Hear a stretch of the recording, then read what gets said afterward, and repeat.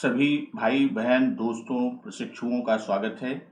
आज की इस वीडियो में जिसमें हम बात करेंगे भाववाचक संज्ञा के संबंध में। इस वीडियो में भाववाचक संज्ञा के साथ साथ यौगिक भाववाचक संज्ञा शब्दों का निर्माण कैसे करते हैं और संज्ञा के विशेष प्रयोग के संबंध में बात करेंगे। तो भाववाचक संज्ञा क्या है? जो शब्द किसी व्यक्ति या पदार्थ की अवस्था, दशा या भाव का बोध कराते हैं, उन शब्दों को भाववाचक संज्ञा कहते हैं। दूसरे शब्दों में कह सकते हैं कि जिन संज्ञा शब्दों से पदार्थों की अवस्था, गुण दोष, धर्म, दशा आदि का बोध हो, वह भाववाचक संज्ञा कहलाता है।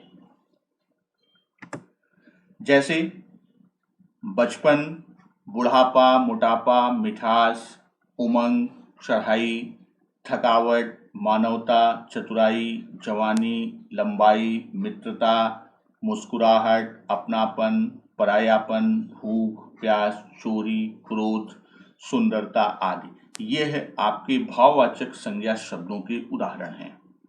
यहाँ एक दो उदाहरण को लेकर हम चलते हैं। जैसे बुढ़ापा, तो बुढ़ापा जीवन की एक अवस्था है।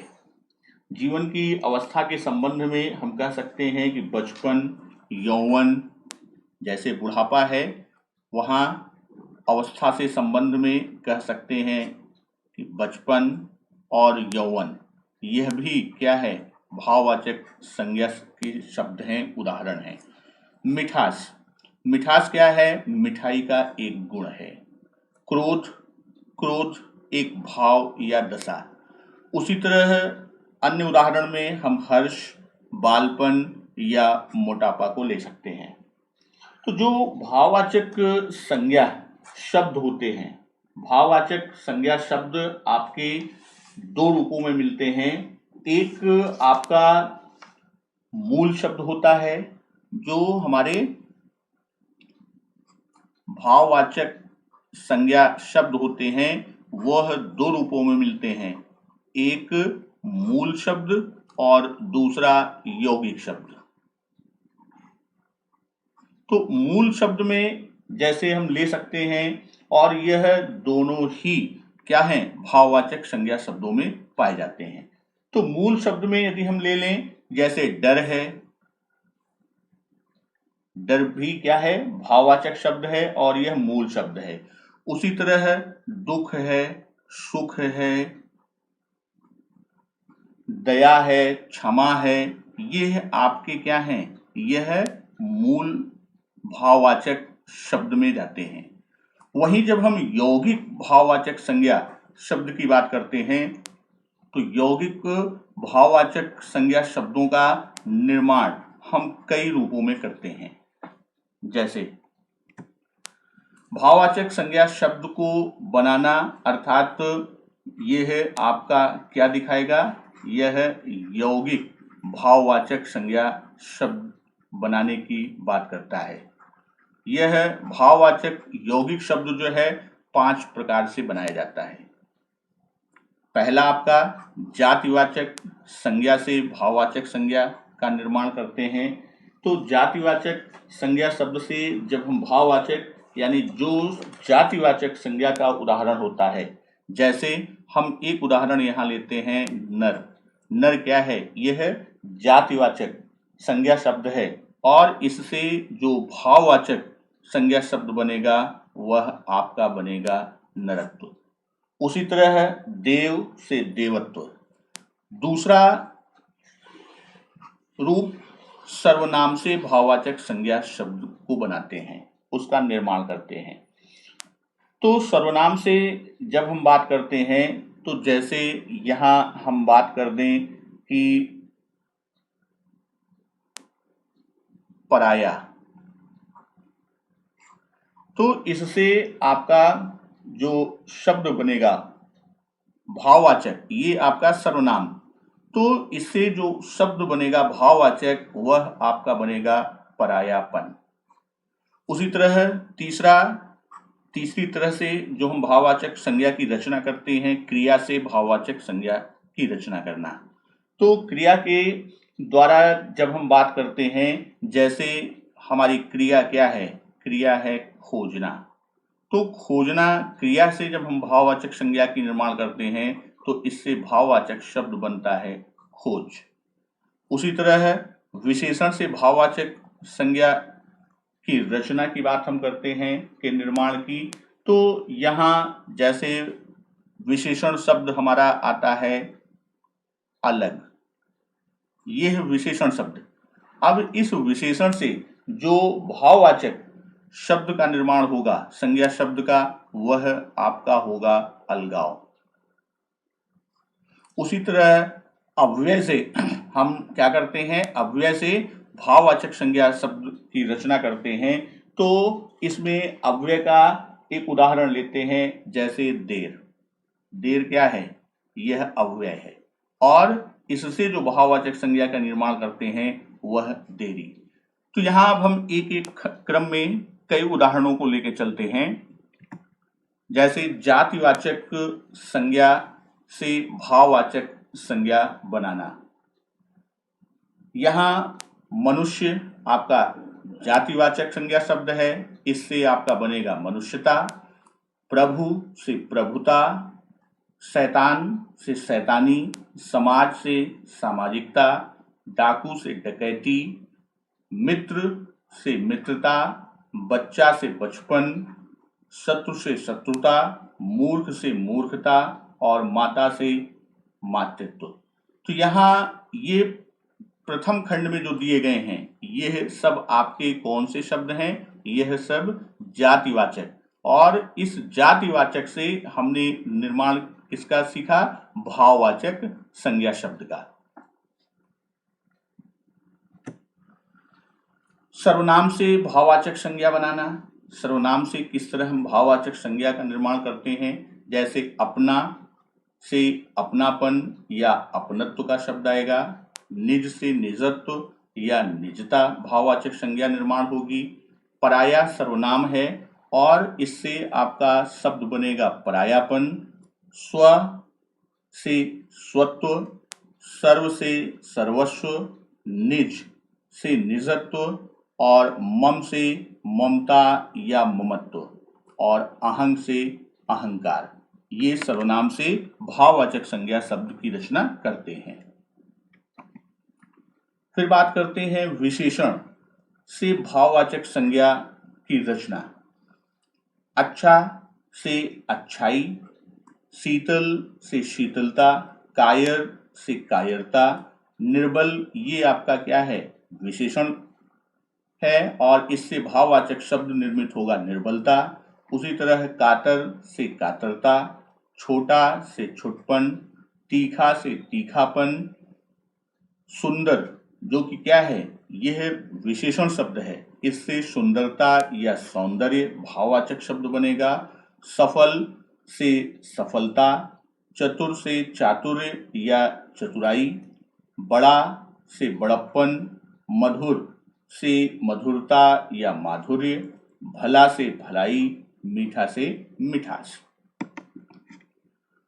वहीं क्रिया से भाववाचक शब्द की रचना करते हैं, जैसे पढ़ना, ये हमारा क्या है, पढ़ना क्रिया, इससे आपका भाववाचक शब्द बना पढ़ाई।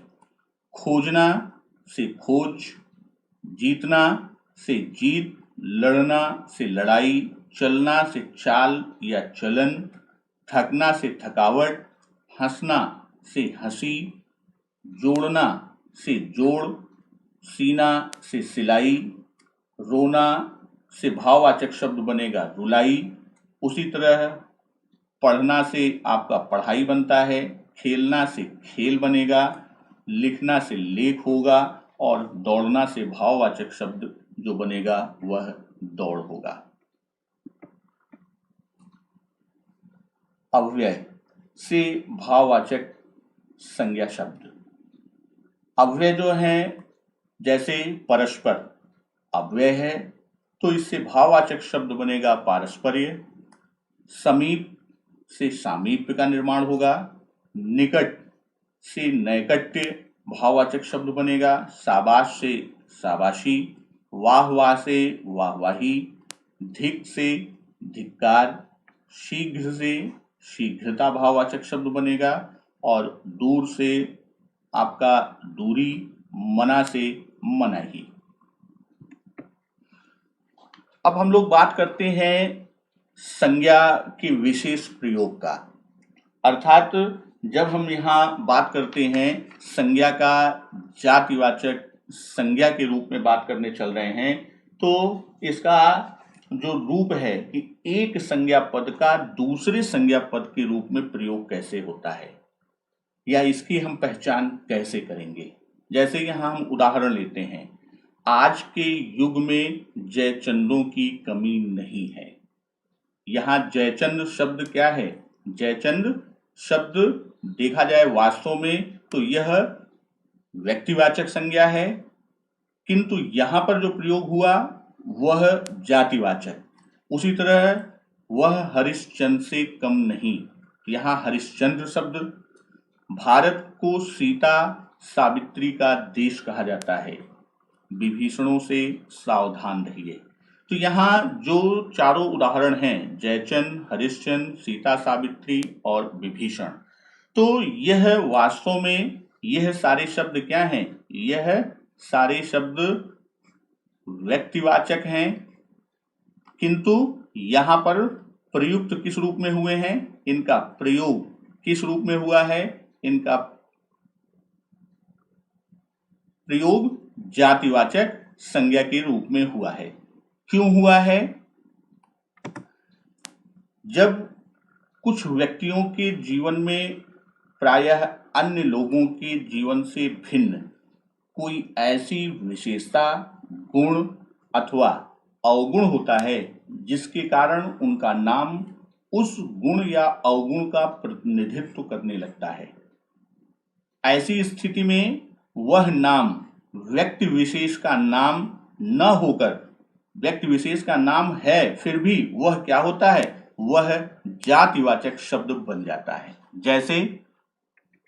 जैसे यहां हमने देखा था कि यह जयचंद, दूसरे वाक्य में हरिश्चंद्र, तीसरे में सीता सावित्री और चौथे में विभीषण, वास्तव में है तो ये व्यक्तिवाचक, किंतु यह जयचंद क्या है? वह गद्दारी के कारण, यानी गद्दार के लिए, इस अवगुण के लिए, अब गद्दार से संबंधित जितने भी अवगुण हैं उसके लिए जयचंद जो है वो जातिवाचक का काम कर रहा है। उसी तरह सत्य के लिए हरिश्चंद्र प्रतीक बन गया है उस अपनी विशेषता के कारण, गुण के कारण।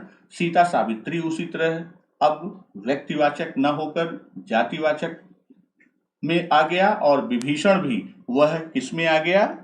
विश्वासघात का प्रतीक बन गया और वह जातिवाचक के रूप में प्रयुक्त होता है। अब बात करते हैं जातिवाचक संज्ञा का व्यक्तिवाचक संज्ञा के रूप में प्रयोग। उदाहरण जैसे पहला लेते हैं, स्वतंत्रता के बाद पंडित जी ने देश की बागडोर संभाली। वहीं दूसरे उदाहरण में महात्मा जी ने अहिंसा का महत्व समझाया। नेताजी ने कहा, तुम मुझे खून दो, मैं तुम्हें आजादी दूंगा। शास्त्री जी को कोई नहीं भुला सकता। गोस्वामी जी की रामायण का घर घर पाठ होता है। अब यहाँ पर जैसे पंडित जी आया, पंडित जी क्या है? वास्तव में देखा जाए तो यह जातिवाचक संज्ञा है। महात्मा जी भी जातिवाचक है, नेताजी, शास्त्री और गोस्वामी, तो सभी वाक्यों में जो जातिवाचक संज्ञा शब्द आए हैं, किंतु यहाँ इनका प्रयोग व्यक्तिवाचक के रूप में हुआ है। ऐसा कभी कभी कुछ जातिवाचक शब्द किसी व्यक्ति विशेष या स्थान विशेष के अर्थ में रूढ़ हो जाते हैं, तब वे जाति का बोध न कराकर एक व्यक्ति या स्थान विशेष का बोध कराते हैं, इसलिए वह जातिवाचक के स्थान पर व्यक्तिवाचक। जैसे यहाँ स्वतंत्रता के बाद पंडित जी, तो अब पंडित जी का आशय होता है यहाँ पर पंडित जवाहरलाल नेहरू। तो यानी अब पंडित जी शब्द रूढ़ हो गया है पंडित जवाहरलाल नेहरू के लिए। उसी तरह महात्मा जी ने अहिंसा का महत्व समझाया। तो महात्मा जी वास्तव में यह जातिवाचक है, लेकिन अब यह किसके संबंध में? यह महात्मा जी कहते हैं हम लोग गांधी जी को, महात्मा गांधी के नाम से। नेताजी की जैसे ही बात आती है यह भी रूढ़ हो गया है। यह नेताजी किसके संबंध में? सुभाष चंद्र बोस के संबंध में यह रूढ़ हो गया। उसी तरह शास्त्री जी की जब हम बात करते हैं तो यह लाल बहादुर शास्त्री जी की बात आती है, उनके संबंध में यह शब्द जातिवाचक शब्द रूढ़ बन के और व्यक्ति लाल बहादुर शास्त्री के संबंध में बताता है। और गोस्वामी की जैसे बात करते हैं तो यह गोस्वामी तुलसीदास की बात करता है। इस तरह ये जातिवाचक होते हुए भी व्यक्तिवाचक के रूप में प्रयुक्त होते हैं। भाववाचक संज्ञा शब्दों का जातिवाचक संज्ञा शब्दों के रूप में प्रयोग। उदाहरण जैसे दिया है, हम सभी में बुराइयां पाई जाती हैं, दूरियों से अपनापन कम नहीं होता, ऊंचाइयों पर चढ़ने के लिए मेहनत करो। अब यहाँ पर बुराई शब्द, दूरी और ऊंचाई, ये आपके अपनापन, तो ये आपके क्या है? ये है आपके भाववाचक शब्द हैं। लेकिन यहां पर इनका प्रयोग जातिवाचक संज्ञा के रूप में हुआ। क्यों? क्योंकि भाववाचक संज्ञा शब्दों का प्रयोग एक वचन में ही किया जाता है, और जैसे ही भाववाचक संज्ञा शब्द को हम बहुवचन में प्रयुक्त करते हैं तो वह जातिवाचक संज्ञा बन जाती है। तो यहाँ जो उदाहरण दिया गया है, बुराई का बहुवचन रूप है, वहीं दूरियां जो हैं वह दूरी का बहुवचन है, और ऊंचाइयां जो है वह क्या है? ऊंचाई का। तो जब एक वचन में होगा तो वह क्या होगा? वह भाववाचक संज्ञा होगी। और वही जब एक वचन किसमें बदल जाएगा? बहुवचन में, तो यह भाववाचक संज्ञा परिवर्तित हो जाएगी किसमें? यह परिवर्तित हो जाएगी जातिवाचक में। दोस्तों नमस्कार, आज के लिए इतना ही।